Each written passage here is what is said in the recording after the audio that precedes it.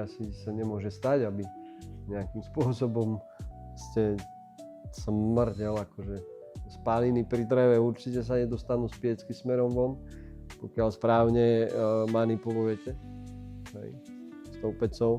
No a pri peletách ako to nehrozí, lebo tam neotvárame dvere, pokiaľ pelety horia. Hej. Pokiaľ horia a otvoríte dvere na komore, tak je to chyba. Hej. Čiže piecka sa automaticky vypína.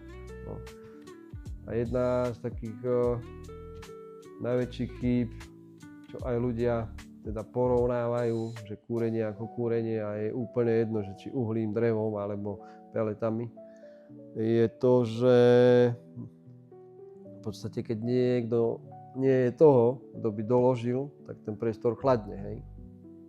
Čiže to je najčastejšia chyba, že necháte vychladnúť priestor na 15, 16, 17 a potom chcete zrazu zase 25, hej, 24. No.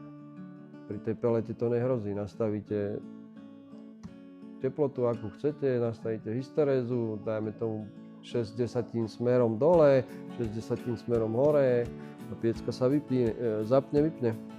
Čiže to je to, prečo je taká nízka spotreba tých peliet.